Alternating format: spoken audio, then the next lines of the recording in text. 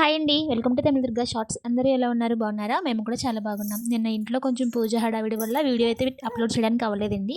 ఇంకా నిన్నటి వీడియో ఇవాళ అయితే అప్లోడ్ చేస్తున్నాననమాట. ఇంక ఇక్కడైతే మా మావయ్య గారు వాళ్ళకి రిలేషన్స్ అండి వీళ్ళు. మా ఇంటికి కొంచెం దూరంలో అనమాట. వీళ్ళ అబ్బాయి అయితే కుమారస్వామి మాల అయితే వేసుకున్నారనమాట. అయితే కావిడి తీసుకువెళ్తారు. ఇవాళ కృతిక్ కదా, నిన్న కృతిక్ కాబట్టి కావిడి తీసుకెళ్ళి దేవుడి దగ్గర చుట్టూ తిరుగుతారనమాట. నిన్న తీర్థం కూడా జరిగిందండి. ఆ వీడియోస్ కూడా మీకు ఒక్కొక్కటిగా అప్లోడ్ చేస్తాను. ఇంక ఇక్కడైతే కావిడి మోస్తారు కదండి, ఇదైతే కడిగి శుభ్రంగా అభిషేకం అయితే చేయాలన్నమాట. ఫస్ట్ వాటర్తో కడిగేసిన తర్వాత ఇంకా పెరుగు, పన్నీరు, అలానే కొబ్బరి నీళ్ళు, పాలు ఇవన్నిటితో అయితే అభిషేకం చేసి పసుపు, కుంకుమ, అలానే చందనం, విభూతి బొట్లు అయితే పెట్టాలంట.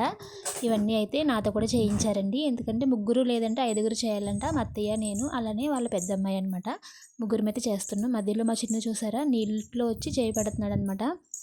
ఐదుగురు లేదంటే ముగ్గురు చేయాలంటండి. ఇంకా నన్ను అయితే పిలిచారనమాట. అత్తయ్య, నేను, అలానే వాళ్ళ పెద్దమ్మాయి ముగ్గురం అయితే శుభ్రంగా చేస్తున్నాము.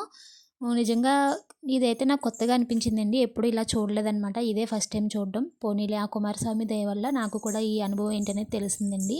మనకి ఏదైనా కోరికలు ఏదైనా మనం కోరుకున్నాం అనుకోండి, అది ఇలానే చేయాలంట. కావిడి పెట్టేస్తాము అంటే ఇలా చేయాలి. లేదంటే గుడి దగ్గర చాలామందిని అయితే చూశానండి.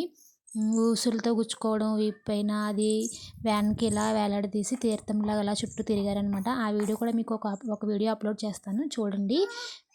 అలానే ఇంకా దేవుడి గది దగ్గర శుభ్రంగా నేనే సర్దాననమాట. చాలా బాగా సర్దానండి. నీట్గా అనిపించింది. ఇంకా లాస్ట్లో ఫైనల్గా ఫోటో అయితే తీసుకున్నాను. ఈసారి బ్లౌజ్ నేనే కుట్టుకున్నా. ఎలా ఉందో కామెంట్ సెక్షన్లో కామెంట్ చేయండి.